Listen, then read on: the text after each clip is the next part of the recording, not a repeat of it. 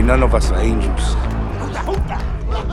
We wouldn't be gangsters if we always did what we were told. Why do you wear that mask?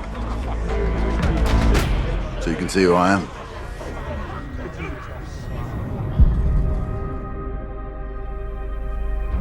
You bring shame on us.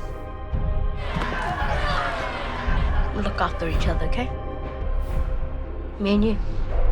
I'm Sari Cohen with Hollywood First Look Features, and I'm here with the star and director of the movie Savage, Jake Ryan and Sam Kelly. This movie is beautifully intense, just gorgeous in so many ways. So this first question is for both of you. I'm curious, how did you capture that intensity and move it from the script to the screens? Hey, Sari. Yeah, it's pretty intense. It's I think that intensity was there at a script stage as well. It's sort of got quite an intense subject matter. It's about a guy who is lost and wanting to find his family, find where he belongs. I'm searched for you for ages. If you knew me, you wouldn't want me. Mum doesn't want to see you. Why would she? You're just like the old man. I guess if you know New Zealand gangs, they're very, especially the street gangs, they're very intense places. A lot of sort of, violence, and I just wanted to try and capture that and actually shoot a story that New Zealand gang members could watch and feel like was not only, authentic, but also felt true at a deeper level.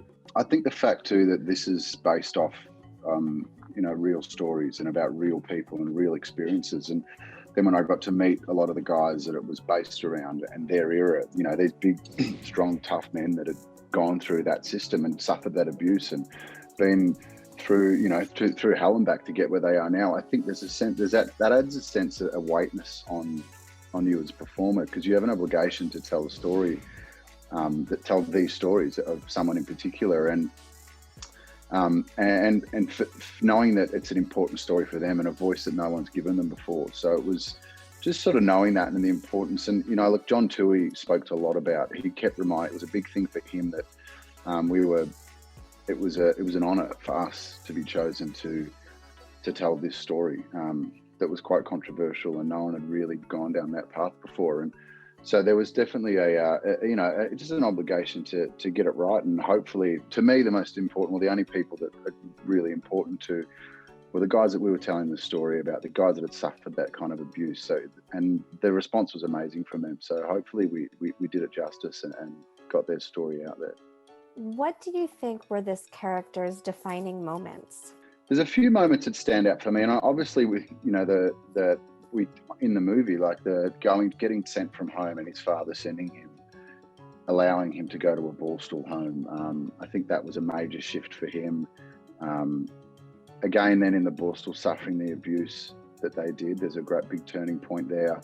And then for the chapter that I played, I think that the main moments for Damage was having a sense of regret when he had to inflict punishment on his brothers, because that was just what you did, and that was the lay of the law.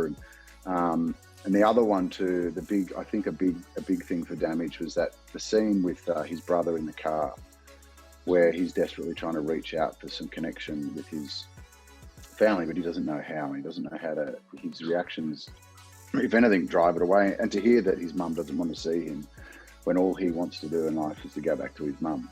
I mean, in that world, every decision you make is a defining moment in your life. I think, there's no small decisions made in that gang life for Damage, and everything has a, repercussions. So, I hope that answers it. I'm not sure if I did. It does. Now, Sam, I want to jump to you on this, because not that music was a big part of this movie, but it definitely shifted the mood in the scenes. Was that a purposeful choice you made? I love music in movies. So there's diegetic music where they are all singing together, which I love movies that have moments of that, characters are in song.